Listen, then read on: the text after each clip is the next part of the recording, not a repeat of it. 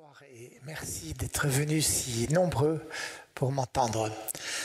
Xi Jinping est un personnage tout à fait hors du commun et pas plus tard qu'hier, le Time Magazine a décidé de l'élire personnage de l'année. Je crois que ce n'est pas la première fois qu'il a ce titre. C'est un homme qui a modifié l'image de la Chine, qui a modifié la manière de vivre des Chinois et qui a, pour le meilleur et pour le pire, imprimé des traits nouveaux à ce pays. Je vais essayer donc de vous définir, de vous décrire cet homme ce soir, car c'est un personnage extrêmement secret. Et je me disais cet après-midi, tiens, pourquoi est-ce qu'on ne compare pas plus que ça Xi Jinping avec Mao Tse-tung? Et je me suis trouvé la réponse. Mao Tse-tung était un personnage beaucoup plus connu que Xi Jinping et qui donnait beaucoup plus de lui-même. Il déjeunait parfois avec même des journalistes étrangers. Il n'aimait pas, il est peu sorti du pays, il n'aimait pas ça, mais il n'était pas aussi secret que Xi Jinping. Et c'est pour cette raison, entre autres, que j'ai décidé de sous-titrer la bande dessinée que je viens de publier, de la sous-titrer avec le titre de L'Empereur du silence. Parce que c'est un homme qui crée une bulle de silence autour de lui. Tous les sons s'arrête à sa proximité, au sens où il a fait se taire toutes les sections de la société. On y reviendra plus tard. Donc c'est un homme extrêmement mystérieux. Comment est-ce qu'on fait pour écrire une bande dessinée sur quelqu'un qui interdit à quiconque de parler de lui-même? Eh bien, écoutez, j'ai travaillé pendant 3 ans, plus les 32 années que j'ai passées en Chine à observer cette société et ce personnage qui m'intrigue depuis bien 15 ans. Et j'ai compilé tout ce que je savais sur lui. Un certain nombre de livres ont été publiés pendant ces années de recherche. Les 3 années où j'ai rédigé ce scénario et où j'ai adapté le scénario au dessin magnifique que vous verrez ce soir réalisé par le dessinateur italien Gianluca Costantini.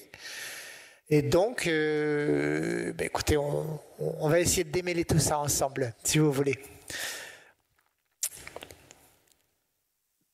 Donc, il faut savoir d'abord que Xi Jinping est le fils d'un homme qui est un héros de la révolution chinoise. Il s'est impliqué très tôt, à l'âge de 16 ans déjà, dans les années 30, pour libérer une région de la Chine en province du Shanxi, créer une base révolutionnaire du Nord-Ouest dans laquelle il a eu la chance, mais l'opportunité tout à fait redoutable de recevoir Mao Tse-tung qui arrivait là après 1 an de marche, le long de la longue marche. À la fin de sa longue marche, ils étaient partis à 100 000 et ils sont arrivés à 10 000 et ils ont pu se reposer dans cette base révolutionnaire il y avait des gardes, il y avait des hommes armés et personne n'allait se frotter dans cette région, ni les Japonais, ni les troupes de Chiang Kai-shek. Donc en quelque sorte, Xi Zhongxun, le père de Xi Jinping, a sauvé la révolution à ce moment-là.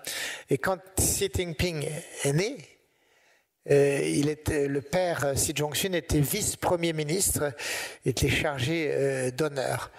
Je voudrais vous dire un petit mot sur le Pékin de cette époque. À l'époque, en 1953, Pékin n'a rien à voir avec la ville d'aujourd'hui. C'est une ville de 2 millions d'habitants. Aujourd'hui, nous avons une ville de 21 millions d'habitants, plus du décuple.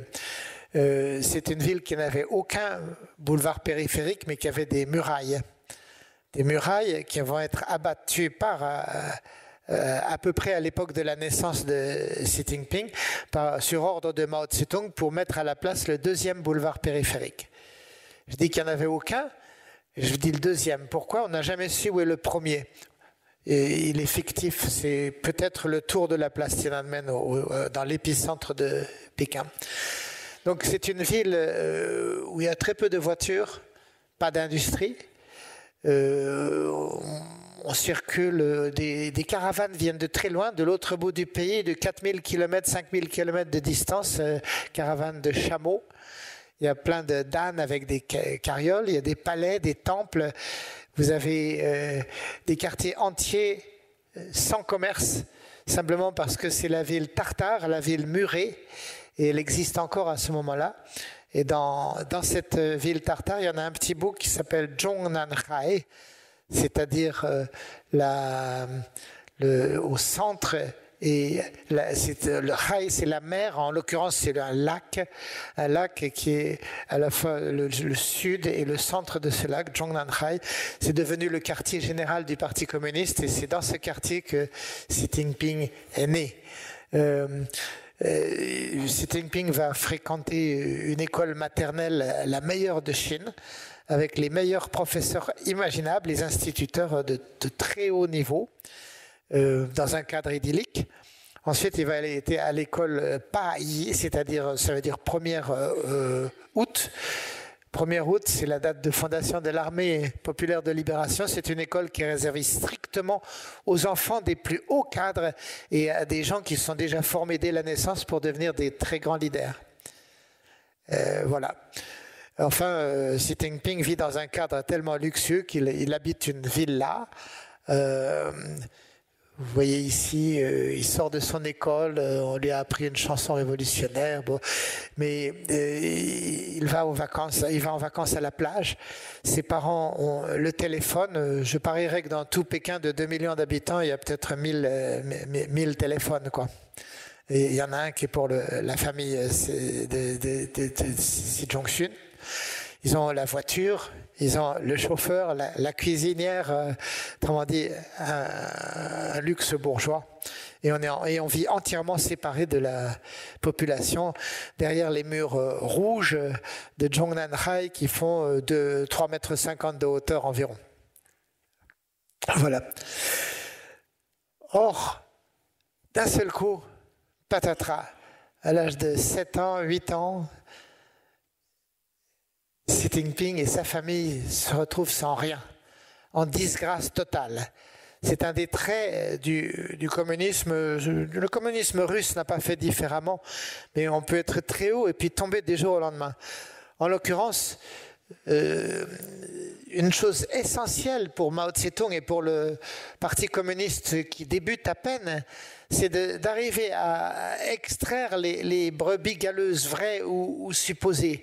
C'est une condition essentielle de survie dans la mesure où on est en train d'appliquer une dictature du prolétariat et où on est en train, rien que dans une ville comme Shanghai par exemple, on fera exécuter 500 000 personnes qui sont tous des professeurs, des avocats, des banquiers, des hommes d'affaires, des industriels. Tout ce qui est diplômé va être passé par les armes. D'abord passer dans une catégorie qu'on appelle la catégorie noire, c'est-à-dire des gens contre-révolutionnaires et qu'il faut détruire ou punir. Et face à celle-là, vous avez la catégorie des prolétaires qu'on appelle la catégorie rouge et qui, elle, est à privilégier. Elle va recevoir des privilèges, des avantages et elle risque beaucoup moins que d'autres des sévices et de la difficulté. Donc pour l'homme qui a fait tomber en disgrâce le père de Xi Jinping s'appelle Kang Sheng. C'est un bourreau. C'est un homme qui a causé la mort et la torture de très nombreux, de centaines de révolutionnaires célèbres, dont la plupart n'étaient pas du tout des déviants ni des contre-révolutionnaires, mais simplement ils avaient le malheur de déplaire à Kang Sheng, et Kang Sheng avait l'oreille complète de Mao Tse-tung. Si Kang Sheng disait celui-là il est en train de trahir, et ben Mao Tse-tung le croyait. Et il avait intérêt à le faire parce que en cas de doute, il vaut mieux éliminer. C'est la logique du communisme de cette époque. Donc c'est pour Xi Jinping le début de très graves ennuis. Éclatement de sa famille. Xi Jinping, le père, est immédiatement envoyé comme ouvrier dans une usine d'horlogerie de la ville de Xi'an à 800 km. Et sa mère elle-même est donc la femme de Xi Zhongxun, qui s'appelle Tixin, est immédiatement soumise à des tortures, à des interrogatoires publics avec des gifles, des coups. Et les enfants eux-mêmes, évidemment, on a perdu immédiatement la villa, le chauffeur, adieu vos vaches cochons couvées, il n'y a plus rien. Il y a un petit appartement. Il y a toujours école, parce qu'elle est obligatoire, mais ce ne sera plus la même. Et plus l'école des privilégiés qui ont un grand avenir devant eux. Et parfois, il arrive fréquemment à Xi Jinping de courir pour sauver sa vie. Quelqu'un arrive dans la salle de classe en disant « Vite, les gardes rouges arrivent, dépêche-toi, va-t'en par la fenêtre » et vous trouverez ça dans la bande dessinée, cette scène où Xi Jinping avec deux copains se sauve pour sauver sa vie. Et comme il est excellent sportif, il court plus vite que les autres, donc il s'est sauvé ce jour-là. J'ai dit les gardes rouges, effectivement, parce que Xi Jinping, le père, est disgracié en 62, mais 4 ans plus tard, c'est encore pire. Voilà la révolution culturelle qui arrive. Mao Tse-tung a perdu le pouvoir, le bureau politique l'a disgracié, l'a mis lui-même de côté.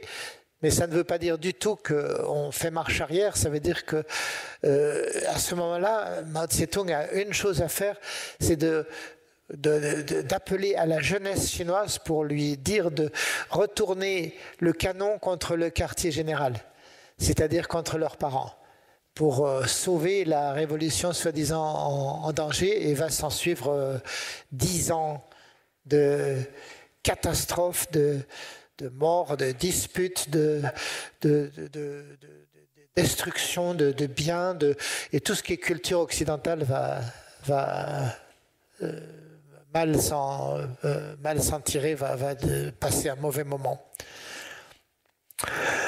Donc, un mot sur cette ville de Xi'an, puisque nous sommes ici dans la société de géographie. J'essaie de vous camper un petit peu les villes où se passent les choses.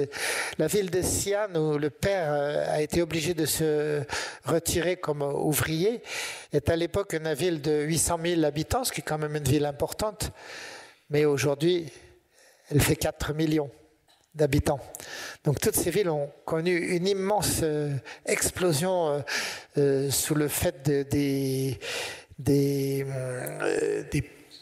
paysans qui quittent pour aller à la ville pour chercher du boulot et qui vont devenir les ouvriers des usines qu'on est en train d'implanter un peu partout. Voilà. Donc, oui, je parlais de 10 ans de désordre, délation. Les parents et les enfants se dénoncent les uns les autres. Xi Jinping sera dénoncé par sa mère, mais lui-même a certainement dénoncé ses parents aussi. C'était une condition pour survivre de tout dire sur tout le monde. Le lien familial partout en Chine est distendu à ce moment-là. Il y a beaucoup de morts par suicide. Les professeurs sont traînés à travers la ville en des bonnets d'âne. Ils sont torturés. Enfin, c'est un moment terrible. Ivresse idéologique, gangstérisme politique, lutte des classes et guerre civile. C'était ça pendant 10 ans la Chine, des 66 à 76, et je rajouterais que l'enseignement, l'éducation, les écoles, les universités ont été fermées pendant ces 10 ans. Plus personne n'étudie, rien du tout. J'ai même le cas de Zhou Enlai, qui est un homme très très important dans la vie de Xi Jinping. Zhou Enlai, vice-président numéro 2 du régime, a sauvé la cité interdite en la faisant occuper par l'armée, une armée disciplinée et qui avait des ordres précis et qui ne jouait pas la révolution culturelle. Donc peut-être pas toute l'armée, mais un corps d'armée qui restait fidèle quoi qu'il arrive, la garde rapprochée du régime en quelque sorte. Et c'est cette armée qui va sauver la cité interdite que vous avez peut-être visitée ou que vous visiterez, j'espère, un jour, une des perles de la Chine. Donc, Xi Jinping, qui a maintenant 14 ans, a 2 raisons de s'en aller. La première, c'est que cette ville qu'il a connue si agréable, une ville de luxe pour lui et pour une vie douillette, cette vie a disparu. Au contraire, il est menacé dans sa propre vie. Et d'autre part, Mao Tse-tung, avec peut-être l'inspiration de Zhou Enlai, a dit tiens, quand même, il va être temps de sauver ce qui reste de nos villes. Donc, on crée un mouvement de descendre à la campagne, d'aller à la campagne. On va envoyer à travers la Chine 14 millions d'adolescents, qu'on appelle les jeunes instruits, dans des villages très lointains. Et alors, on ne fait pas dans la dentelle, on va choisir les villages les plus pauvres, les plus reculés, les plus hauts dans les montagnes, pour qu'ils apprennent un petit peu ce que c'est que la vie réelle, quoi. Et donc, Xi Jinping va se retrouver avec 14 amis pendant 7 ans. On loge, vous voyez ici la photo d'un yaodong, vous voyez des alvéoles par en bas. Ces alvéoles sont comme des tunnels du métro, mais qui sont creusés dans une falaise de terre jaune. Elles font 10 mètres de profondeur, on a de quoi mettre une chambre, une cuisine. C'est enfumé, parce que comment peut-on faire sortir la fumée du poêle? C'est froid, c'est humide. Et la seule chose, alors évidemment il n'y a pas l'eau courante, il n'y a pas les toilettes, la seule chose dont on puisse en dire, c'est qu'elle vous protège de la pluie. Et peut-être un peu du froid, du vent aussi, mais c'est guère plus que ça, c'est extrêmement inconfortable. Ces jeunes de luxe qui arrivent dans ce village qui s'appelle Liangjiahe, en province du Shanxi, nous sommes ici au centre de la Chine, dans le bassin du Yangtze. Ils sont mal reçus par des paysans qui sont presque analphabètes et qui disent comment est-ce qu'on va réussir, on est 200 dans ce village, on se nourrit très mal, on travaille comme des bêtes et on avait à peine assez à manger pour nous, comment on va faire pour ces 14 enfants de luxe? Donc il y a une incompréhension complète entre les deux groupes qui ne parlent même pas la même langue en plus. Les paysans du Shanxi parlent leur dialecte, alors que les enfants de Pékin ou d'ailleurs parlent le putonghua, la langue, le chinois correct, le chinois mandarinal. Donc, c'est une descente en enfer. Au bout de 2 mois, les 13 des 14 jeunes sont tous partis. Ce que je vous récite maintenant, c'est la légende de Xi Jinping telle qu'il l'a lui-même décrite il y a une 20aine d'années à la presse pour montrer qu'il est un prolétaire et un bon révolutionnaire. Donc tous les autres sont déjà partis et lui finit par se sauver au bout de 2 mois. Il rentre chez lui par le train et dès qu'il arrive chez sa maman, parce que son père est toujours à Xi'an dans son usine d'horlogerie. Sa mère le dénonce sans une hésitation pour sauver elle-même, pour sauver son petit frère de Xi Jinping et ses 2 grandes sœurs, parce qu'ils sont 4 enfants. Oui, il va se retrouver en camp. Il va vagabonder à travers la ville. Il va faire plusieurs séjours dans des camps de travail autour de Pékin. Et puis, curieusement, il va se retrouver sauvé par un oncle à lui. Un oncle qui est un communiste d'assez haut rang. C'est normal, dans cette famille, on a beaucoup de gens bien placés. Et en fait, derrière cet oncle, il y a une ombre. C'est celle de Zhou Enlai. Pourquoi ? Parce que dès ce moment, un gars comme Zhou Enlai, qui est un type lettré, très intelligent, il s'est dit une fois qu'on aura fini cette folie de la révolution culturelle, quand, je ne peux pas vous le dire, mais c'est sûr qu'on va avoir des problèmes. Il va falloir remonter la pente. Et à ce moment-là, on aura perdu pas mal de nos propres cadres qui auront été eux-mêmes massacrés, disgraciés, ou qui se seront sauvés, ou qui sont morts de faim, ce qu'on voudra. En tout cas, on aura un problème de relève. Il est important dès maintenant d'identifier des jeunes bien nés, nantiers, mais intelligents et capables. Et Zhou Enlai vise le fils de son ami Xi Zhongxun. Et donc Xi Jinping va recevoir la visite alors qu'il est dans un camp dans l'actuel quartier pékinois de Haidian, au nord-ouest de Pékin.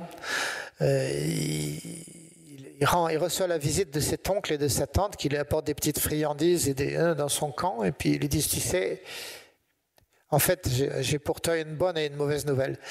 La mauvaise, c'est que tu es foutu. Tu n'as aucun avenir. Tu as quitté ton camp. Tu as trahi. Et donc, tu es dans une mauvaise catégorie. La bonne, c'est que on va avoir besoin de toi plus tard et que tu as une rédemption possible. Si tu retournes maintenant à ton village, eh ben, il se pourrait qu'on te pardonne si tu fais pas d'autres conneries à l'avenir. C'est comme ça qu'on lui parle. Et d'un seul coup, une certaine nuit qui est décrite dans cette bande dessinée, vous voyez Xi Jinping qui a soudain une forme de conversion brûlante, une foi qui lui arrive dans le communisme qu'il n'avait pas auparavant. Et c'est un peu ça, je l'ai comparé à Paul Claudel derrière son pilier dans la cathédrale Notre-Dame. D'un seul coup, il attrape la foi, il dit « c'est le reste de ma vie, voilà mon avenir ». Et il va le faire comme ça. Donc il retourne à son village Liangjiahe pour un deuxième séjour, cette fois-ci. Donc il s'est passé 1 an d'intermède à Pékin, mais il revient transformé et décidé à jouer le jeu. Alors, la vie à Liangjiahe, vous voyez, c'est une commune populaire. Vous avez 200 personnes qui habitent dans des collines. Je l'ai un peu décrit tout à l'heure. Il fait très froid, il fait très chaud en été. C'est un climat ultra continental. Ça ressemblerait un peu au climat autour de Madrid. Très chaud en été, très froid en hiver. C'est plutôt sec. On vit de patates douces, d'arachides, de sorgho. On élève un tout petit peu de poulet, un tout petit peu de porc, mais on n'en mange jamais, quoi. À la limite, le porc, on va le vendre à la ville d'à côté pour cette malheureuse commune populaire. Et Xi Jinping se porte volontaire pour toutes les corvées. La corvée d'eau, la corvée de bois, les corvées de nourrir les cochons. Il devient physiquement très fort. Il se vante à cette époque d'être capable de porter un demi-cochon de 100 kilos sur l'épaule et de faire 5 km avec à travers des sentiers de montagne. Il essaye de lire tout ce qu'il peut. C'est un aspect essentiel de sa vie. Xi Jinping, en fait, avait un excellent début d'école, mais ça s'est terminé 10-12 ans, quoi. En fait, après, il n'a même pas son certificat d'études, vous voyez. Et en même temps que l'idée d'avoir la foi dans le communisme, il dit, je vais devenir le patron du pays, quoi, dès cette époque. Et pour faire ça, il faut être cultivé. Donc c'est un garçon qui souffre il est très conscient de son arriération culturelle, donc il essaye de lire tout ce qu'il peut, tout ce qu'il trouve. Il y a un livre en particulier qui l'intéresse follement, c'est le Faust de Goethe. Pourquoi ? Parce que Faust est un personnage qui va vendre son âme au diable, et dans le texte de Goethe, Goethe lui fait dire peu m'importe mon âme, mais par contre le pouvoir, ça c'est important, et un pouvoir infini sur l'humanité. Si vous avez ça, on peut même façonner le monde non pas à son image, mais selon son idéal. Et là, on peut agir. Donc il est fasciné par ce concept de Goethe, vous voyez. Alors, Xi Jinping, donc, il va traîner toute sa vie le complexe de l'autodidacte, lit tout ce qu'il peut, et en même temps, il demande à rentrer au Parti communiste. Et chaque fois, on lui dit, mais non, tu ne rentreras pas au Parti communiste. Pourquoi ? Parce que ton père est purgé. Si nous, on te fait rentrer, ça va nous retomber dessus. C'est pas possible. On ne sait pas comment, peut-être une petite influence d'en haut, venue de Pékin très discrètement, mais au 10e essai, il essaye tous les 2 mois, tous les 3 mois, il refait une demande. 10e essai, il est pris. Hein ? Alors, non seulement il est pris, mais il va devenir immédiatement secrétaire du parti de Liangjiahe, de sa commune populaire de 200 habitants. Ce qui est très étrange. Parce qu'il y a un secrétaire du parti, Mais on se débrouille pour permuter. Et lui, le genou, qui a maintenant 17 ans, quoi, il devient le secrétaire de la commune. Ça le rend déjà plus cultivé que le secrétaire qui était peut-être pourtant l'instituteur du...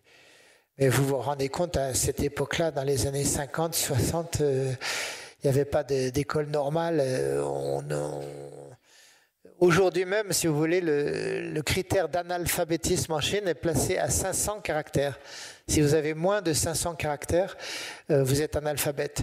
Quand je suis arrivé en Chine, j'étais exactement à la frontière de l'analphabétisme, j'avais 500 caractères. Je n'avais pas 600. Et donc il se retrouve secrétaire du parti et peu après, on le convoque à la ville, on lui dit on a une nouvelle pour toi. Tu es pris pour rentrer à l'université Tsinghua. Cette université Tsinghua, c'est une des 56 universités actuelles de Pékin et une des 1000 universités de Chine. Mais surtout, c'est le numéro 1, l'université la plus importante de toutes, c'est le berceau, le creuset des leaders. C'est là que se forment les futurs présidents de la République, les futurs premiers ministres, les futurs ministres. Il y a peu de cadres de très haut niveau qui ne sont pas venus de l'université de Tsinghua. À cette époque-là, en 1975, il est rentré en 1975, officiellement les écoles et les universités ont rouvert en 1976. Donc en fait, il semble que Tsinghua tournait au ralenti quand même depuis 2 ou 3 ans, mais ça donne quand même une éducation, un enseignement supérieur de très faible niveau. En plus, les étudiants, ils ont même pas ils ont certainement pas le niveau du baccalauréat. Ça fait 10 ans qu'on n'étudie plus rien en Chine, vous voyez. Donc on vous envoie à l'université. On a inventé une catégorie dans laquelle Xi Jinping est nommé. C'est la catégorie des ouvriers paysans soldats. On dit, peu importe le niveau d'études, ce qui est important, c'est la qualité rouge. C'est-à-dire la qualité de conscience de classe, d'idéologie et de capacité de fidélité au parti. Ce n'est pas une question d'éducation, même de marxisme. Je soupçonne que si vous aviez lu tout Marx, vous en sauriez beaucoup trop et vous seriez suspect. Mais il passe comme ouvrier paysan soldat et on lui donne un emploi une filière de chimiste. Donc en 3 ans, il va avoir une petite licence de chimie. Voilà. J'ajoute qu'en 1976, au moment où il rentre dans ses études, il est déjà depuis 1 an, 1976, c'est l'année du dragon. Alors vous avez 12 cycles en Chine, 12 cycles d'animaux, certains mythiques et certains réels. La plus importante de toutes, c'est l'année du dragon. Animal mythique, inexistant, mais c'est une année à laquelle on prédit des changements violents et des catastrophes. Et alors cette année-là, 1976, la Chine va être servie. Elle va voir successivement la mort de Zhou Enlai, la mort de Kang Sheng, le bourreau de Mao, la mort de Mao lui-même, le tremblement de terre de Tangshan qui fait entre 200 et 600 000 morts, et la fin de la révolution culturelle. Donc c'est une année, pour de nombreuses années à venir, par la suite, toute la société chinoise qui était déjà désorganisée par 10 ans d'anarchistes va l'être encore plus par le retour de tous les gens qui s'étaient cachés à la campagne pour survivre. Et on sera dans la pauvreté générale. Je vais vous citer un petit chiffre que je cite très souvent parce qu'il me paraît tellement fascinant. En 1830, la Chine, avec ses soieries, son thé, ses porcelaines, tout ce que vous voulez, elle exporte, elle produit 30% du produit mondial brut. En 1966, quand Mao Tse-tung lance la révolution culturelle pour reprendre le pouvoir, eh bien, la Chine produit 2% du produit mondial brut. Et c'est dû en fait au coup de boutoir de la révolution sur toutes les forces productives, les assassinats des industriels, de tout ça. Donc, et 10 ans plus tard, en 1976, la part de la Chine dans la production de richesse mondiale, richesse c'est-à-dire du blé, tout ce que vous voulez, n'importe quel produit, la totalité de la valeur chinoise, la Chine en produit à ce moment-là 1%. Vous voyez ?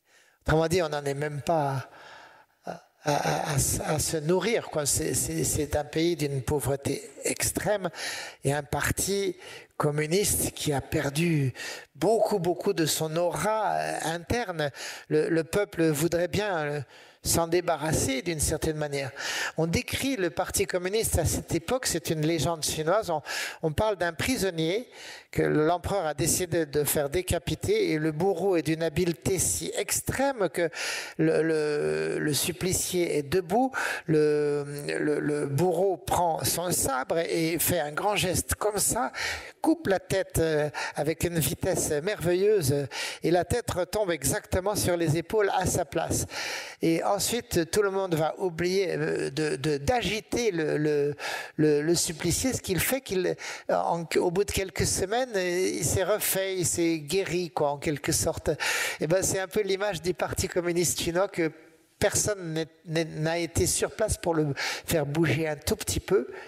Il n'y avait pas d'opposition, il n'y avait pas mais il n'y avait plus de cadre, il n'y avait plus rien, plus de réputation, etc. Donc ça s'est passé comme ça. Xi Jinping, en 1978, sort avec son diplôme et avec sa petite licence de chimie, il est nommé immédiatement secrétaire particulier du ministre de la Défense.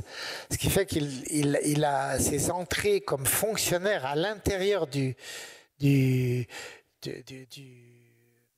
Zhongnanhai, du quartier général du parti, ainsi que du ministère de la Défense. Et il peut fréquenter à pied d'égalité tous les fonctionnaires de la capitale chinoise.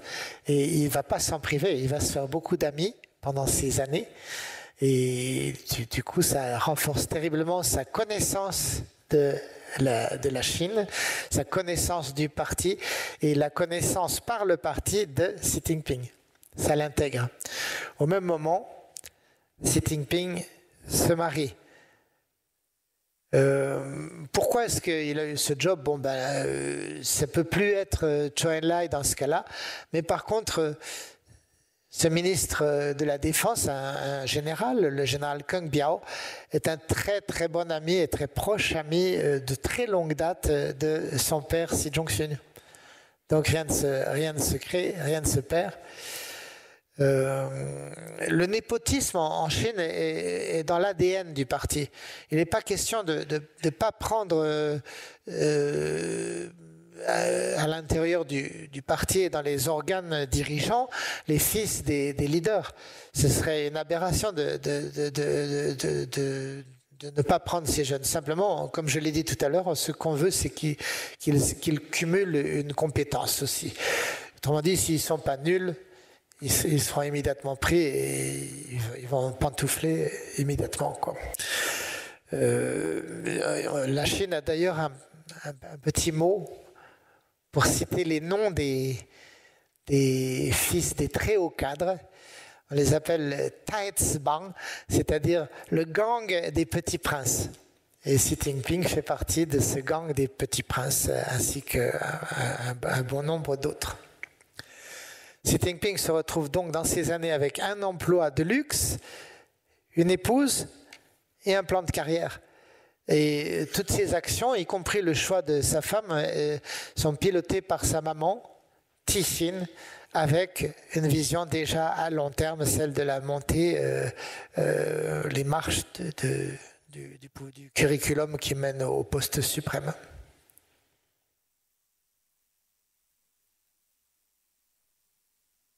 Voilà.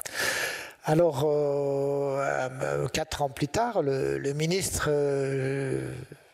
le reçoit dans son bureau, il lui dit, il met la musique à fond, et il dit, et Xi Jinping lui dit, qu'est-ce qui se passe ? On est écouté ou quoi ? Et le ministre qui lui dit, chut. Il dit oui. Et il dit, je vais pas tarder à être disgracié à mon tour, ça m'arrive. Et tu ferais mieux d'être parti d'ici là. D'autant que tu as été parachuté dans ce job, c'est pas forcément une bonne chose, il vaut mieux que tu t'en ailles maintenant. Et donc Xi Jinping va voir le père d'un de ses camarades de classe d'autrefois, avec lequel il a renoué. Et ce père est le grand patron de la direction de l'administration. C'est lui qui nomme tout le monde. Et il lui dit, bah ouais, j'ai un job pour toi. Allez hop, j'ai la ville de Jianding dans le Hebei à 200 km, c'est pas loin de Pékin, tu peux revenir le week-end si tu veux. Et c'est ton deuxième job dans la vie et tu seras le patron, le secrétaire du parti d'une ville de 300 000 habitants à 29 ans. Donc, Xi Jinping se met au boulot et d'une manière très visible dès cette époque et qu'il ne cache pas d'ailleurs, il va vivre d'une manière extrêmement simple. C'est un garçon qui n'a jamais appris les bonnes manières, ayant travaillé 7 ans dans un village en haut. Même la langue qu'il parle est devenue la langue rocailleuse du Shaanxi. Il a un accent qu'il a gardé aujourd'hui même, qui le rend parfois, même en mandarin, pas toujours facile à comprendre.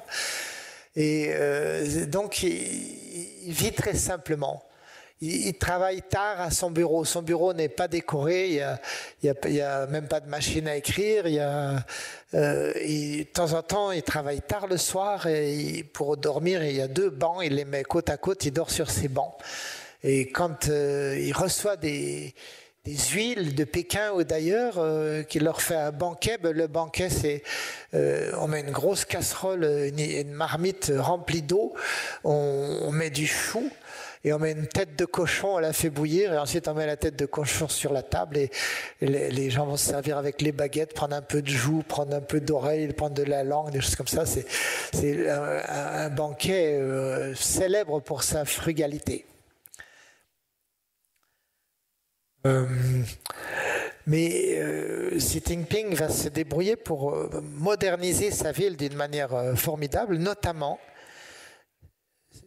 cette ville de Jianding se trouve au milieu d'une plaine à blé très importante. Il faut savoir que le nord de la Chine jusqu'au Yangtze à la hauteur de Shanghai, au nord c'est le blé, au sud c'est le riz. Donc là on est en plein dans la zone du blé. Et cette ville de Jianding devrait être richissime, mais comme ils sont obligés de ne produire que du blé, rien d'autre, et d'exporter presque tout à Pékin, eh ben ils crèvent de faim. C'est une ville très pauvre. Et Xi Jinping retourne à Pékin et dit je vais faire intervenir mon piston. Et il arrive à un moment où il a beaucoup de chance. Deng Xiaoping vient de décider d'une expérience nationale. Il faut un laboratoire test pour tester cette expérience. Les paysans vont se repartager les terres. La commune populaire est divisée, est abolie. Les paysans ont le droit de cultiver en partie ce qu'ils veulent et en partie du blé, mais beaucoup moins. Et sur ce blé qui reste, eh bien, la ville de Jianding, donc Jianding va devenir le laboratoire grâce à Xi Jinping qui arrive au bon moment et qui a ses copains. Et le quota à exporter et à rapatrier vers Pékin sera beaucoup plus maigre. Donc, du coup, on passe d'une famine endémique à une double fortune qui est celle de pouvoir cultiver ce qu'on veut et dans la culture obligatoire d'en exporter moins. Donc on peut commencer à acheter ce qu'on appelle des bœufs de fer, hein, c'est-à-dire des mini-tracteurs. On peut commencer à faire rentrer les prémices d'une industrie, d'un commerce. On peut s'acheter des vêtements un peu plus. On peut penser à sa santé. On peut penser à l'école des enfants, etc. D'un seul coup, la ville est beaucoup plus riche. Et qui est le responsable de ça? Xi Jinping. Il y a aussi, comme c'est une très très jolie ville, si jamais vous passez par Pékin, allez voir Jianding. Son seul souci, c'est qu'elle n'a plus ses murailles. Mais à part ça, le centre-ville de Jianding est comme au Moyen-Âge.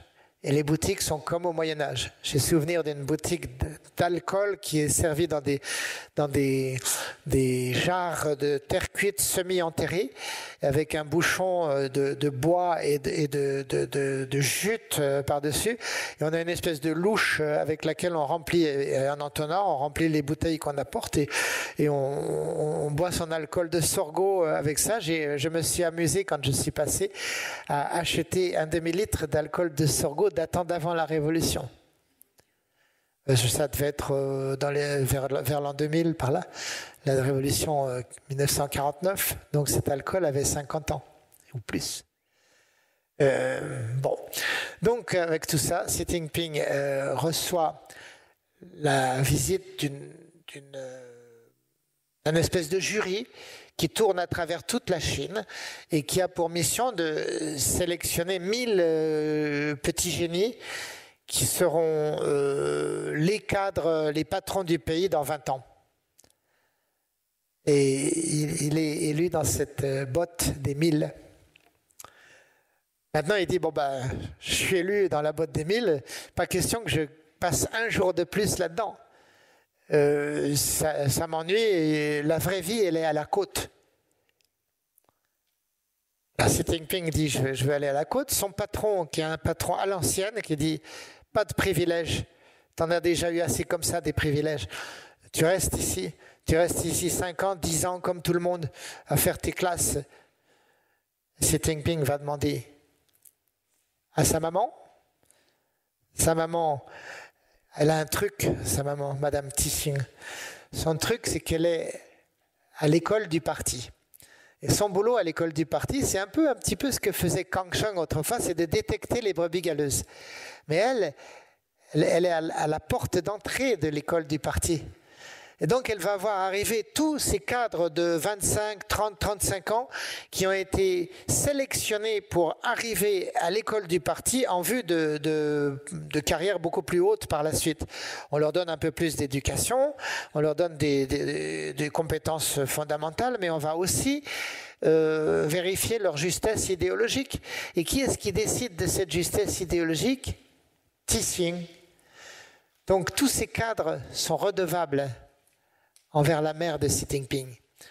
Donc quand le secrétaire du parti du Repei se plaint auprès du bureau politique en disant « Mon numéro 2, Xi Jinping, veut s'en aller à la côte, moi je veux qu'il reste », mais à ce moment-là, sa maman qui commence à m'embêter, à me forcer, où est l'égalitarisme cher à Mao et tout, eh bien Tixing, elle va appeler ses copains et c'est elle qui va remporter le morceau. Lui, il va être révoqué. Le patron de Xi Jinping, il va être nommé, paradoxal, hein, il va être nommé directeur de l'école du parti. Mais un directeur, c'est beaucoup moins qu'un secrétaire du parti d'une province de 50 millions d'habitants. Et en plus, il y a Tixing qui est en dessous et qui le surveille. Donc, il n'y a rien de perdu pour elle, ni pour Xi Jinping. Voilà. Donc, on passe à la suivante. Xi Jinping se retrouve à Xiamen. Alors, on va parler de cette ville de Xiamen, mais je voudrais d'abord vous introduire un autre concept qui est celui de la Chine bleue. Vous avez deux Chines, la Chine bleue et la Chine jaune. La Chine jaune, c'est celle d'où il vient. En fait, Pékin est quand même dans la Chine bleue. En gros, on parle d'une bande de terre qui fait entre 300 et 500 km de large par rapport à la côte et qui va de la Corée jusqu'au Vietnam, tout du long. Et c'est dans cette bande que se concentrent toutes les richesses de la Chine ainsi que les 3/4 de la population. Le reste de la Chine reçoit à peu près 1/3 de la population, c'est-à-dire 400 millions, à peu près. Un peu plus, 500 millions peut-être. Mais tout le reste de la Chine, à part le bassin autour du Sichuan, qui est le bassin du fleuve jaune, du Yangtze, ça va monter jusqu'au Tibet, jusqu'au Xinjiang. Tibet, quand même, ça va jusqu'à 8000 mètres de hauteur. Hein. 6000 mètres, Lhasa, 3600 mètres. Donc c'est une Chine beaucoup plus ingrate, beaucoup plus difficile. Donc, Xiamen, la ville où arrive Xi Jinping, est une ville de 540 000 habitants à l'époque. Aujourd'hui, est-ce que quelqu'un a une idée de quelle est la taille de Xiamen en population? Bravo, oui, 4 millions. Donc, on voit toujours ce genre de chiffres, plus ou moins entre 8 et 10 fois le chiffre de 30 ans plus tôt, quoi. Voilà. Donc, c'est là que tout se passe. Les étrangers, les Français en tête, mais avec les Allemands, avec les Américains, avec les Japonais, avec les Coréens, ils déversent leur argent en veux-tu en voilà pour ouvrir des usines avec l'espoir de faire venir leur technologie d'Europe, d'Amérique, de pays développés en Chine et de devenir richissimes en empochant le marché chinois. Petit problème, tout se passe par des joint ventures dont 51% sont possédés par la Chine, de préférence par l'État chinois.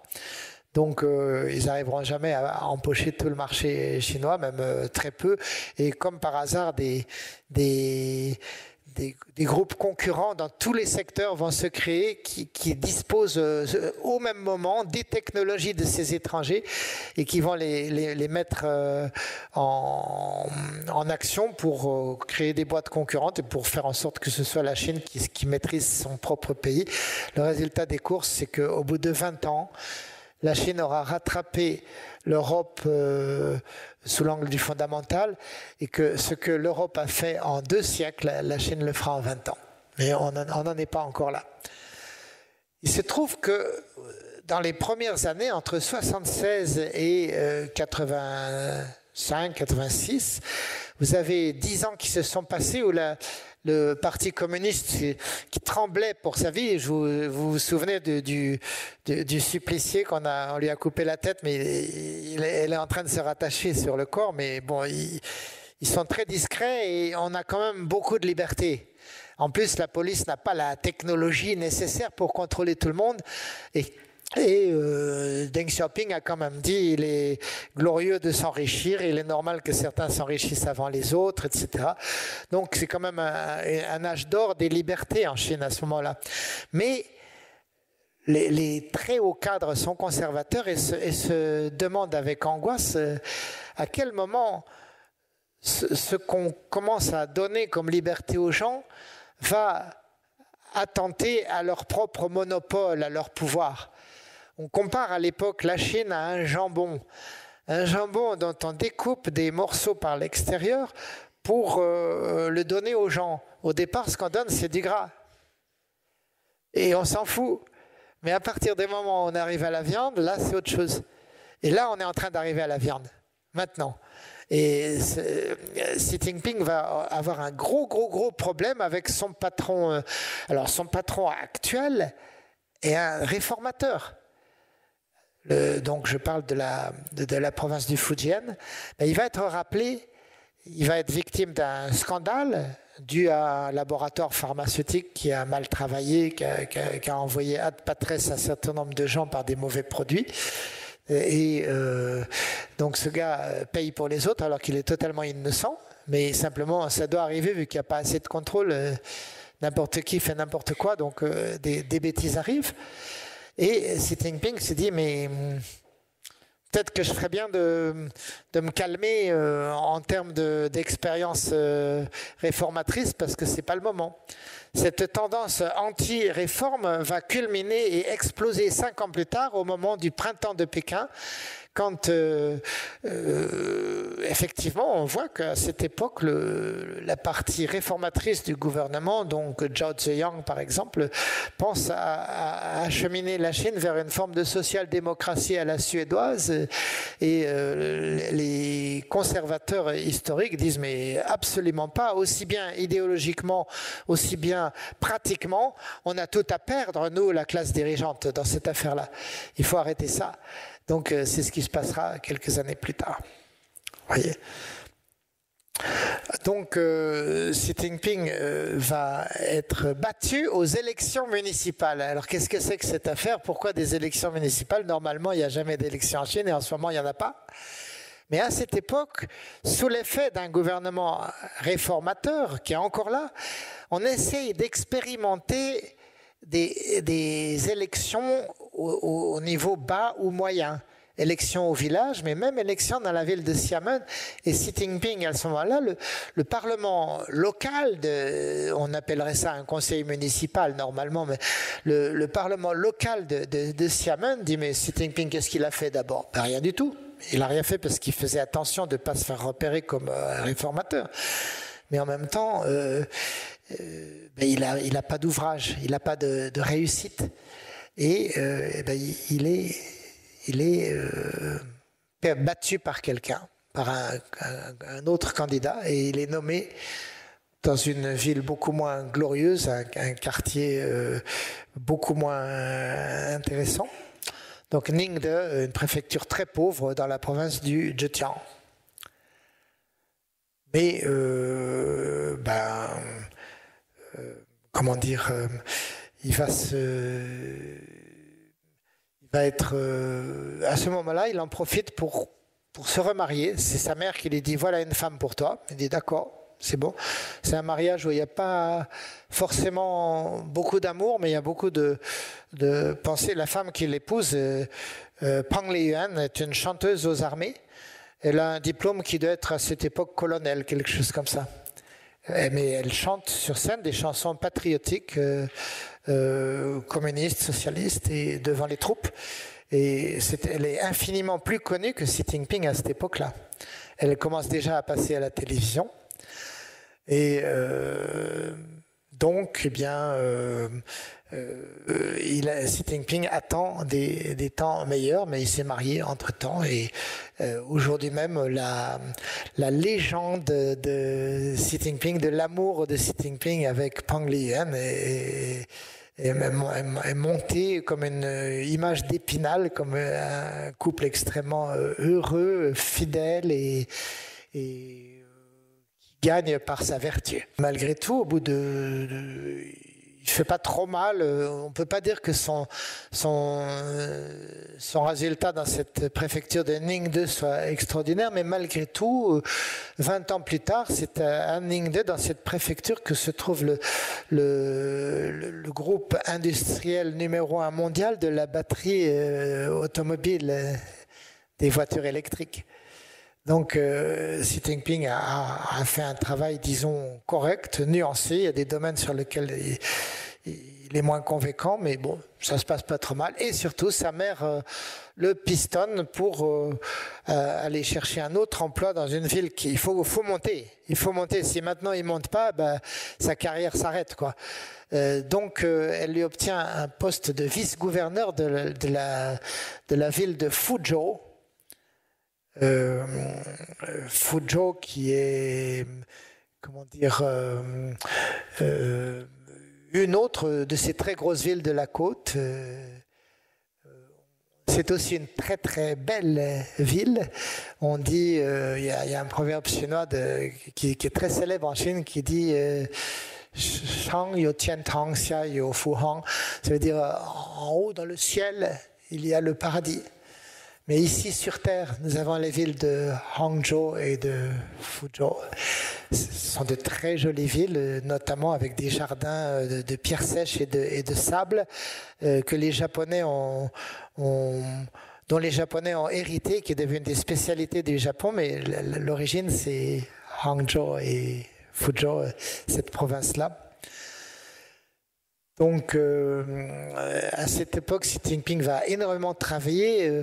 Il va faire des voyages, des missions en Allemagne, des missions en Angleterre. Il va faire venir des usines de BASF en chimie. Il va faire venir des usines d'électronique. On brasse beaucoup de milliards d'euros pour créer des autoroutes, pour créer des nouvelles gares, pour créer des TGV, pour créer des usines ultra modernes, des ports ultra ultra moderne, y compris le port le premier port du monde, en fait, dans la baie de Hangzhou. C'est le deuxième port de Shanghai. C'est un port en eau profonde qui a été créé à partir d'îles. Donc on a une autoroute de 30 km de long à travers la mer sur pilotis et des îles qui créent donc des quais d'appontement, un port en eau profonde. C'est le port le plus moderne et le plus efficace de la planète. Et Xi Jinping est un des co-auteurs de cette merveille. Et donc on arrive là en 1997, 15e congrès. Xi Jinping entre au comité central comme membre suppléant. Alors,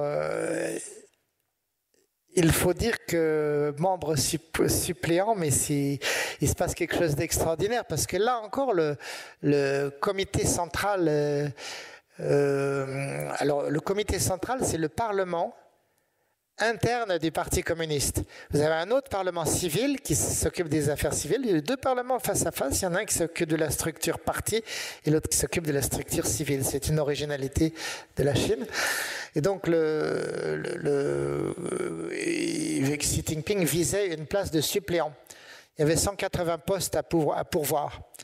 Et ce comité central, quand même, est très sensible à l'idée des parachutés, des fils de l'empereur, du gang des petits princes et tout. Donc Xi Jinping n'a pas ce qu'il voudrait et il arrive dans les votes 181e, donc pas élu. Une demi-heure plus tard, on dit en fait on s'est trompé, on a créé il y avait un poste de plus qu'on n'avait pas vu. En fait, c'est 181 postes qui sont à pourboire, donc Xi Jinping est élu suppléant. À tous les coups, l'on gagne. Voilà, donc on va... oui, je peux signaler au passage que aussi bien sur Xiamen que sur la ville de Fuzhou, Xi Jinping va être le patron d'eux ou fréquenter de très près des patrons mafieux. Deux patrons mafieux, il y en a un qui s'appelle Lai Changxin dans la ville de Xiamen et un autre qui s'appelle Chen Kai dans la ville de Hangzhou. Et ces deux hommes brassent eux aussi des milliards de dollars, l'un par des salons de massage, de la prostitution, de la drogue, mais aussi de l'extorsion de fonds, des trucs comme ça. Et l'autre en important massivement des produits, n'importe lesquels, y compris du carburant. À un moment donné, ce monsieur Lai Changxin va importer 15% des besoins de la Chine en carburant raffiné. Et sans taxe, hors taxe. Pour le faire, il le fait par des bateaux militaires, ça arrive dans les bases militaires où les douanes n'ont pas accès. Et ça dure très longtemps, il arrose tout le monde, c'est-à-dire qu'il paye ces gens du Parti communiste pour se taire, pour laisser faire. Et on calcule que le manque à gagner pour l'État chinois sera de 3 milliards de dollars, je crois, pour un commerce global sur plusieurs années de 10 milliards de dollars. C'est énorme. Chen Kai va finir fusillé sur demande des États-Unis parce qu'il avait recyclé de l'argent ayant servi en Chine, des dollars ayant servi à vendre aux États-Unis de l'héroïne. Donc les États-Unis disent nous on n'aime pas ça. On a repéré qui est le coupable, on a donné les preuves à la Chine. La Chine dit pas de problème, on va vous attraper le gars, personne ne peut le sauver et il est exécuté. Tandis que Lai Changxin, lui, celui qui avait les bateaux militaires, là, il se sauve d'abord à Hong Kong, ensuite au Canada et il va réussir à tenir 10 ans là-bas. La Chine exigeant son rapatriement en tant que bandit. Le Canada fait tout ce qu'il peut pour le garder, mais on a des lois quand même, c'est manifestement un bandit. On finit par le rendre, moyennant qu'il ne soit pas exécuté. Et donc il purge une peine de prison à vie maintenant. Xi Jinping a été le patron et les proches, notamment de Chen Kai. Et Chen Kai était au conseil municipal de la ville. Et Xi Jinping était techniquement son patron, mais il n'est jamais inquiété. Et pendant les procès, il est appelé à témoigner, ce qu'il fait bien volontiers. Et il est un bon citoyen puisqu'il a coopéré avec la justice, mais il est absolument loin de tout ça. D'ailleurs, je précise que concernant cette ville de Hangzhou, il a été muté quelques mois avant l'arrestation de Chen Kai, donc il n'y avait pas de lien. Tout cela se passe merveilleusement bien pour que sa carrière se déroule sans accroc, quoi. Voilà, on passe à la suivante. Alors là, on voit que 2008 jusqu'en... Xi Jinping va faire un doctorat de droit marxiste. Vous vous souvenez qu'il avait une licence de chimie, il va passer directement à un doctorat de droit marxiste, il n'y a pas de problème. De toute manière, ce n'est pas lui qui va écrire cette thèse, c'est une thèse qui va être... sa thèse se passe bien sûr à l'université de Tsinghua. Le patron de Tsinghua, c'est-à-dire le secrétaire du parti de l'université, est un copain à lui, qui est devenu donc l'homme de contrôle de cette université, comme de toute université de Chine. Et donc, il lui obtient de faire son doctorat à distance, tout en étant, l'administrateur de cette ville. Et ensuite, il va monter à Pékin pour une soirée pour soutenir sa thèse. Ça se passe très bien. On invite même des journalistes chinois, pas étrangers, mais à la soutenance de thèse. Et voilà Xi Jinping qui est donc docteur en droit marxiste. Pendant tout ce temps-là, sur sa base, sur la ville où il se trouve, Xi Jinping donne son soutien à des très grands groupes en train de naître comme Alibaba, Geely, qui est maintenant un groupe automobile qui est le propriétaire de Volvo et qui possède une partie de Stellantis aussi. Donc des groupes qui sont extrêmement, qui deviennent puissants. Ils ont les technologies, ils ont l'argent et ils ont le marché et ils ont le soutien du gouvernement, dont Xi Jinping au plan local. Donc ça se passe très bien. Entre 2005 et 2007, on est juste avant le congrès suivant. Et Xi Jinping va fréquemment voir l'ancien président de la République, Jiang Zemin, qui est un conservateur, mais qui a gardé beaucoup de pouvoir, beaucoup plus de pouvoir que le président actuel réformateur Hu Jintao. Et Xi Jinping va courtiser Jiang Zemin avec sa femme, il lui apporte des petits gâteaux faits maison, et bref, il se fait bien voir et ça servira. En 2007, alors là il a de la chance parce que Hu Jintao de toute manière voulait se débarrasser du secrétaire du parti de Shanghai et ce secrétaire a pris la main dans le sac littéralement, ayant détourné le fonds de pension de la ville de Shanghai. C'est une affaire en milliards de dollars, donc ce genre de délit normalement vous amènerait à une exécution immédiate, mais cet homme va s'en tirer avec 18 ans de prison à la place.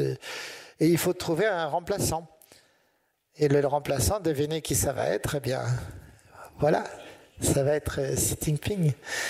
Et du coup, il est nommé secrétaire maire de Shanghai. Et puis quelques mois plus tard, 17e congrès, Xi Jinping est nommé vice-président de la République. À ce moment-là, nous avons en Chine 3 hommes capables de prendre le pouvoir 5 ans plus tard. Ces 3 hommes sont Xi Jinping, Li Keqiang, qui est le fils spirituel de Hu Jintao, c'est un réformateur qui a envie non pas de faire devenir la Chine un pays capitaliste, personne ne veut ça, mais ni aligné sur les États-Unis, encore moins, mais en tout cas de devenir un partenaire fiable et reconnu de l'Occident, y compris des États-Unis, et d'avoir une relation apaisée avec l'Occident. Et en face, vous avez Bo Xilai, qui lui est un aventurier qui pour le moment est extrêmement à gauche. Tous ces candidats sont égaux en principe, mais Xi Jinping l'est un peu plus que les autres. Voilà, alors là on accélère la course vers la lutte finale, si on peut dire. Il va se passer en l'an 2012 un nombre de scandales assez effrayants. L'histoire d'une Ferrari sabotée, il y aura un mort, c'est le fils du grand patron de l'administration chinoise.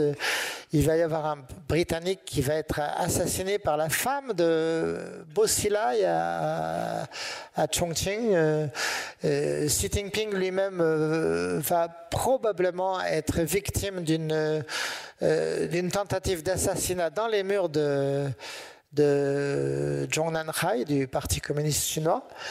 Et on verra notamment, par exemple, à Chongqing, le secrétaire, le grand patron de la police de Chongqing, qui est le bras droit de Bo Xilai, qui s'enfuit pour fuir Bo Xilai. Il s'enfuit avec une perruque de femme, avec des fausses plaques sur sa voiture. Il va se réfugier pendant 2 jours à 300 km de là, au consulat des États-Unis, dans la ville de Chengdu. Donc il se passe des tas de choses. C'est vraiment une Chine rock'n'roll qu'on voit à ce moment-là. Xi Jinping va disparaître entièrement de toute circulation pendant 15 jours. Et pendant ces 15 jours, à ce qui semble, il est en train d'imposer ses conditions au bureau politique en disant si je n'ai pas tous les pouvoirs, je ne prends pas le job. Et comme il n'y a pas de solution de remplacement dès ce moment-là, parce qu'on ne veut pas que ce soit Bo Xilai qui est beaucoup trop à gauche, et Li Keqiang n'est pas vraiment éligible, il a été écarté au dernier congrès.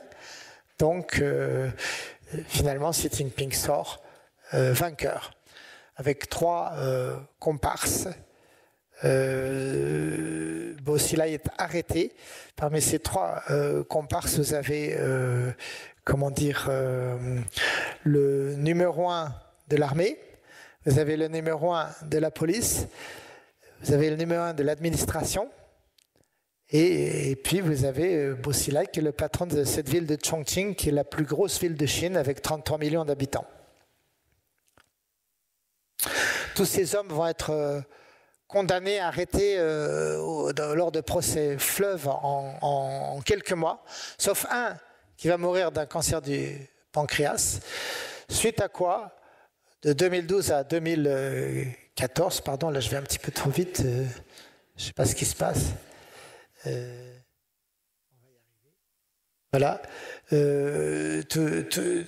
Cette bande des 4 est éliminée et Xi Jinping va lancer toute la Chine dans un contrôle complet de toute l'administration. Il va changer les outils de pouvoir.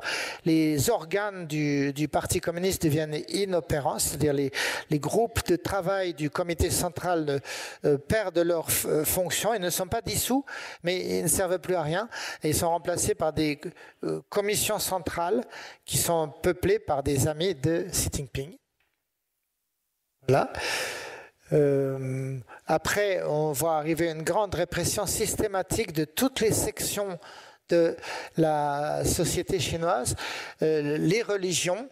Notamment, vous verrez que Xi Jinping va ordonner une réécriture de la Bible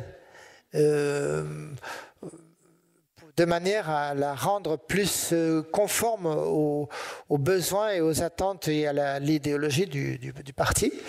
Il va frapper ces milliardaires qu'il défendait 10 ans plus tôt dans sa province, comme le patron de Alibaba, Jack Ma.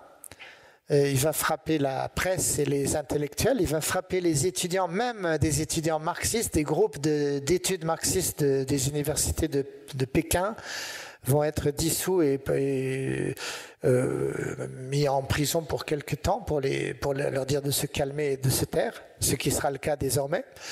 Donc toutes les sections de la société chinoise vont s'éteindre l'une après l'autre. On rentre dans des domaines plus connus maintenant. Il va réprimer le Tibet il va réprimer le Tibet pour qu'on arrête définitivement toute velléité de séparatisme tibétain.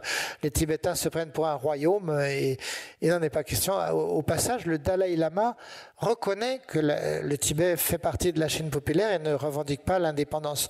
Mais c'est quand même très dur, et notamment la Chine, pour des raisons sécuritaires, a réduit au moins des 2/3 le nombre de moines autorisés dans chaque monastère. Il se passe la même chose, une chose équivalente dans le Xinjiang. Chen Guo, c'est l'homme qui a réprimé, qui a mis au pas le Tibet. Comme il a très bien réussi au Tibet, on l'envoie ensuite au Xinjiang. Il a créé de nouveaux systèmes de contrôle de la population, dont des mini-commissariats. Alors là, je suis obligé d'aller à toute vitesse, mais c'est assez extraordinaire parce que cette répression comporte aussi énormément d'investissements en infrastructures, d'investissements en choses pour améliorer le sort de la population et l'enrichir autant qu'on puisse. C'est pas difficile parce que c'est vraiment la région la plus pauvre en tout cas, je parle du Tibet, la région la plus pauvre de toute la Chine. Et donc ces nouveaux commissariats sont là à la fois pour servir du thé gratuitement aux gens, ou les faire venir pour leur passer un savon, si on peut dire, parce qu'ils sont trop remuants et qu'ils ne sont pas conformes à la ligne du parti, mais c'est aussi pour leur donner l'électricité pour recharger leur téléphone portable le soir sur le coup de 6 heures du soir, pour leur prêter des instruments pour réparer leur vélo, etc. Autrement dit, c'est un système tout à fait hybride d'une police tout à fait nouvelle, qui n'existe même pas en France. Au Xinjiang, comme vous savez, 10% de la population va être arrêtée et emprisonnée pour mise dans des camps de travail. Ce sont des chiffres des chiffres des Nations Unies.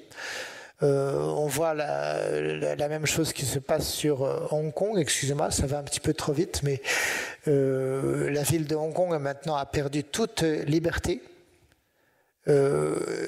Alors que c'était une ville qui avait les mêmes libertés que nous, et la même tendance à la polémique, la jeunesse était très remuante, et bien maintenant c'est prison et c'est une ville qui ne connaît pas, qui ne voit pas quel sera son avenir, et qui a perdu la foi et qui a perdu sa fonction de porte d'entrée de l'Occident vers la Chine. Maintenant, je pense que beaucoup d'entreprises se reportent plutôt vers Singapour pour le même travail. Voilà. Et je passe sur ce que nous avons vu en France même, les ambassadeurs qu'on appelle loups combattants.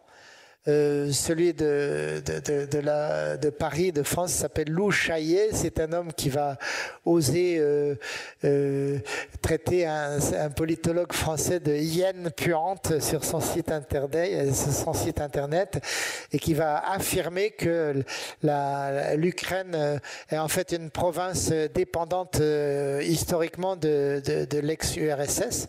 Et là, le gouvernement français va demander des comptes à ce monsieur Lou Chaillet. Mais en fait, il va être rappelé à Pékin, puis revenir plus tard, et après ça, il va se taire pendant plusieurs années, jusqu'à avant-hier, où on a appris que cet ambassadeur Lou Chaillet est rappelé maintenant. Donc il a été... Xi Jinping s'est rendu compte qu'on ne peut pas continuer à affronter le monde et à briser une image d'un pays coopératif et d'un pays dans lequel on peut avoir confiance, et d'en faire un pays avec lequel, en confrontation et en esprit de revanche avec le monde. Car c'est cela que Xi Jinping voulait faire dans l'esprit de ce qu'il a connu dans sa jeunesse, c'est-à-dire un esprit garde rouge, plus ou moins. Voilà. Donc, je crois qu'on arrive à ma avant-dernière image. Bon. Le Covid va être un moment très difficile pour la Chine, notamment parce que la première phase du Covid de 2020, la Chine tout le monde a été isolé. Il s'agit d'un Covid, le premier Covid très simple, très violent, mais pas si difficile à combattre. En tout cas, la Chine a les bases scientifiques pour faire un vaccin simple qui peut combattre efficacement à 90% le Covid. D'ailleurs, la Chine va commencer à proposer d'offrir son vaccin au monde entier, à l'Afrique, à l'Asie du Sud-Est. Manque de chance, le Covid réapparaît 1 an plus tard, alors qu'on ne s'y attend pas. Et là, c'est un variant. Et contre le variant, le vaccin chinois ne fonctionne qu'à 10%. Et du coup, on est obligé d'enfermer toute la Chine urbaine, plus de 500 millions de gens qui sont des travailleurs, on les enferme chez eux où ils vont être obligés d'écorner leurs économies, leurs retraites pour se nourrir sans pouvoir travailler. Ils auront le moral au-dessous des chaussettes. En même temps, leurs grands-parents vont commencer à décéder en grand nombre à la fin parce que une certaine nuit de fin 2021, il y a des manifestations terribles à Shanghai et Xi Jinping, dans la nuit, décrète l'ouverture totale, sans préparation. Et après ça, il y aura tous les jours peut-être 80 000 cas de nouvelles contaminations. Et au total, ça donnera dans l'année qui suit plus de 2 millions et demi de morts, et tous du 3e âge. Et pour les Chinois, les grands-parents, ce sont des gens excessivement importants, comme pour nous. Et ils le ressentent très mal. Et je crois qu'on peut dire qu'on en est arrivé là maintenant. On a rattrapé toute la vie de Xi Jinping. Donc, en 2022, le dernier, pardon, là c'est pas moi, hein, c'est l'ordinateur qui... Bref. En 2022, Xi Jinping, suite à une dernière purge très importante, arrive à se débarrasser de tous les gens qui sont contre sa réélection à un 3e mandat qui est interdit par la Constitution, justement pour éviter qu'un Mao Tse-tung ne revienne, un homme tout pouvoir, omnipotent sur la Chine. On a essayé d'éviter ça, mais on ne peut plus l'empêcher. Il a éliminé pas mal de gens. C'est à ce moment-là qu'on voit des ministres disparaître, des secrétaires du parti. La répression est incroyablement difficile. Et dans ma bande dessinée, j'ai dit que Xi Jinping est un homme très seul. Il a tout le pouvoir, mais il a aussi énormément d'ennemis et plus beaucoup de confiance à travers le monde. Et il se pose la question, quel est son bilan ? Et peut-être que cette question du bilan, on pourra la traiter ensemble maintenant par les questions. Donc on arrive à l'heure des questions et je vous remercie de m'avoir écouté. Bravo pour cette conférence remarquable et passionnante. Je suis impressionné par votre culture chinoise et votre intérêt pour la Chine.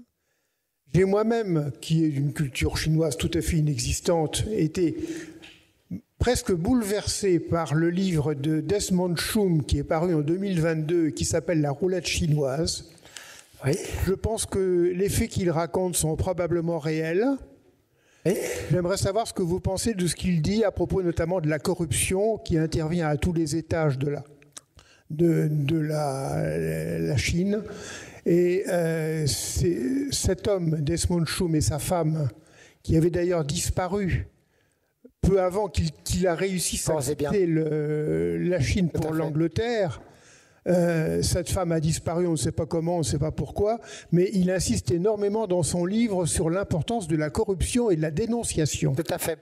Je vais y répondre et cette question nous amène immédiatement, avant même de traiter ce sujet, à une vision nouvelle sur Xi Jinping.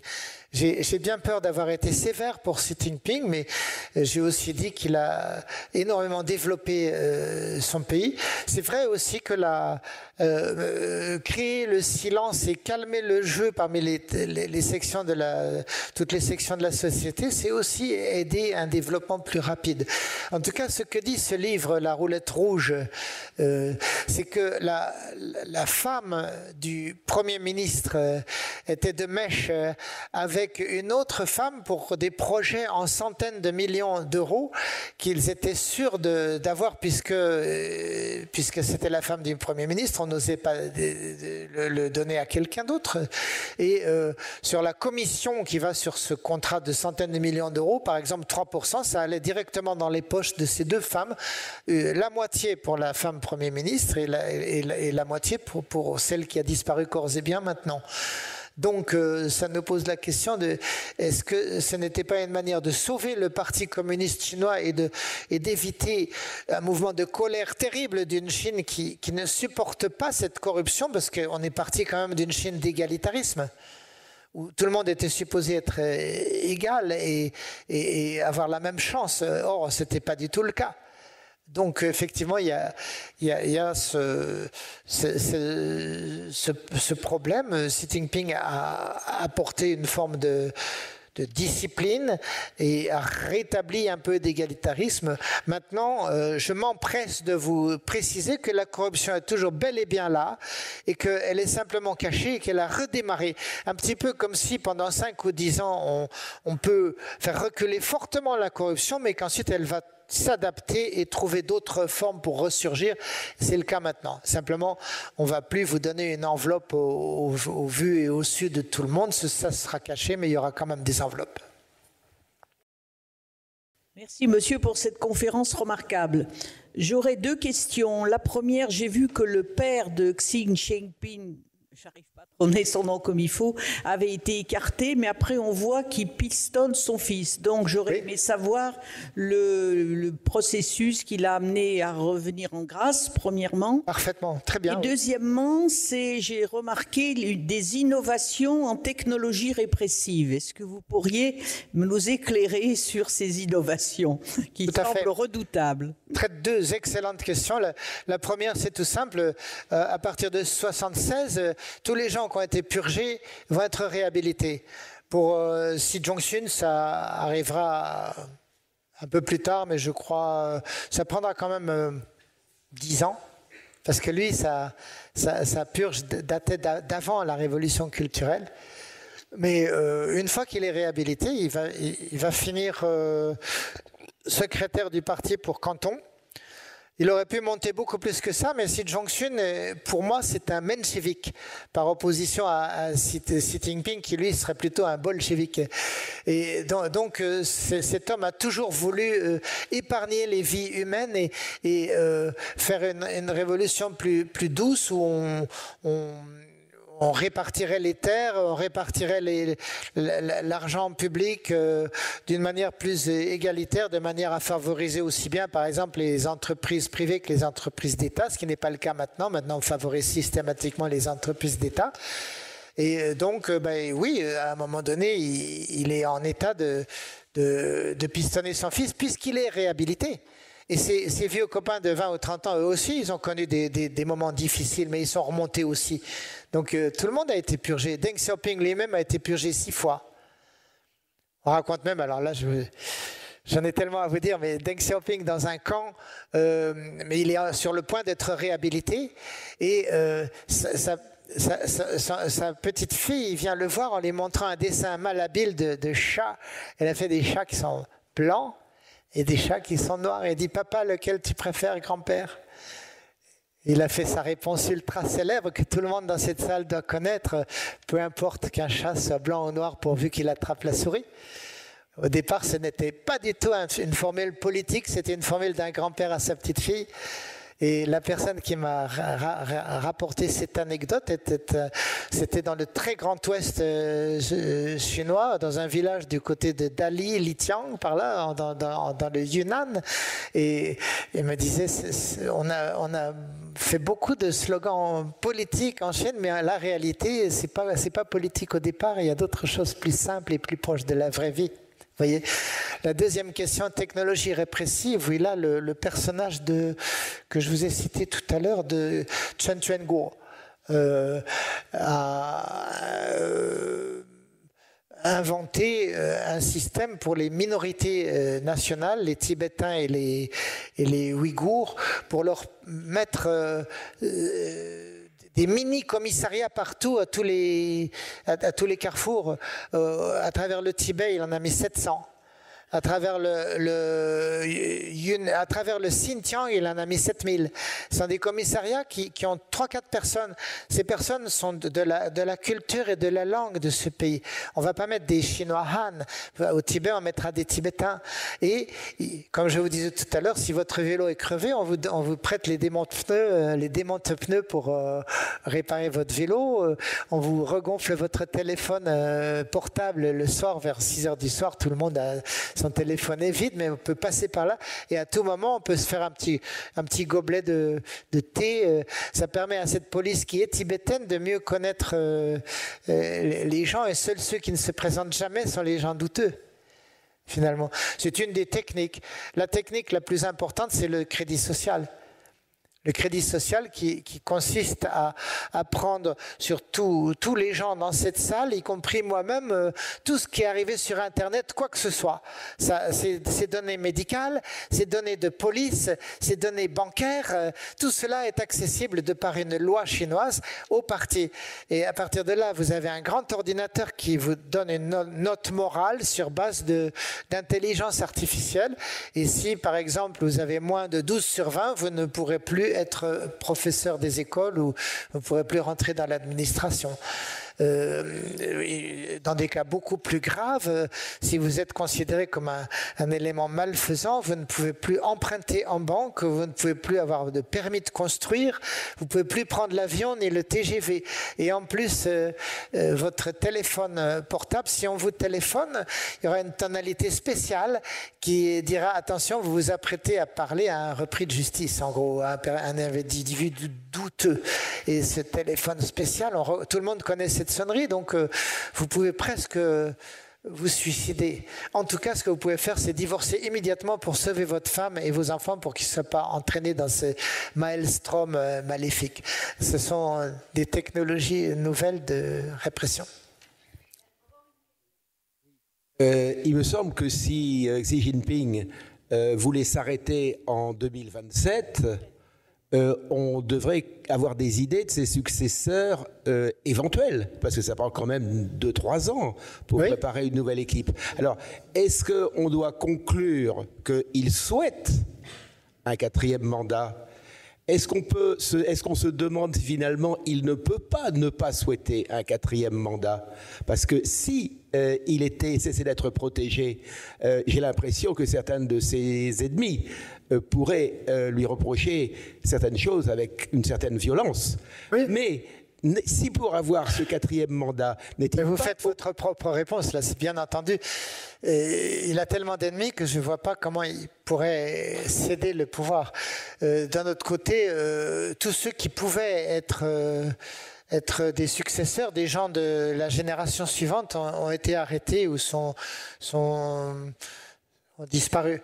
Et vous savez, l'homme le plus libéral, parmi ces deux rivaux, Li Keqiang, il est mort très mystérieusement 6 mois plus tard à Shanghai dans une piscine d'une résidence d'État.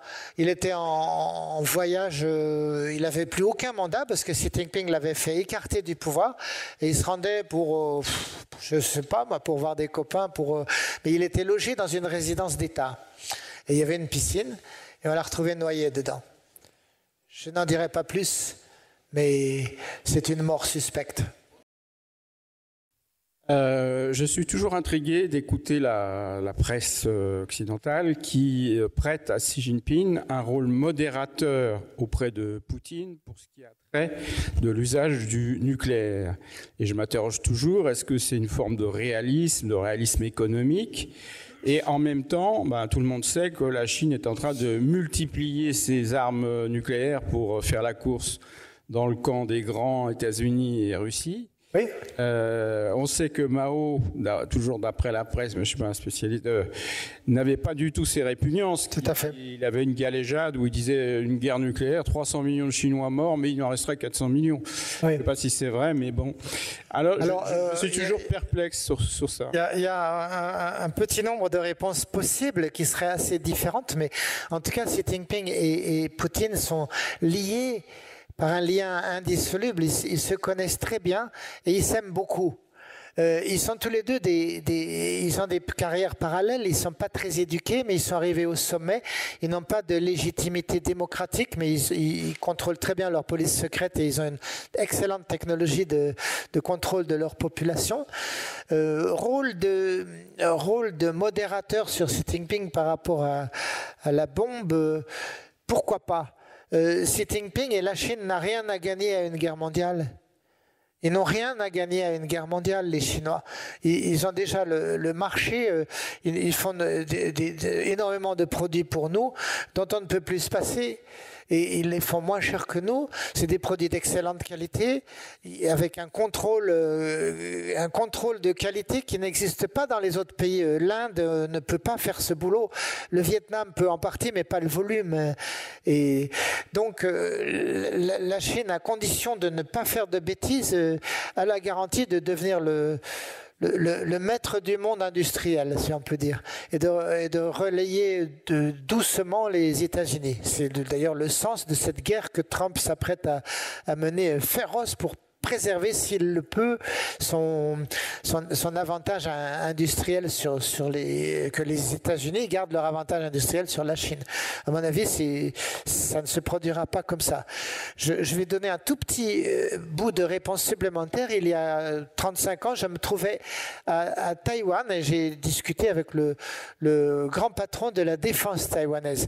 Taïwan est une île extraordinaire de transparence et de franchise. Il nous parle comme personne, même en France, répondre à nos questions. Alors ce gars m'a dit, c'est un amiral, l'amiral Ko Dun-hwa, il s'appelait. Il m'a dit, vous savez, la Chine ne se livre qu'à des guerres gagnantes.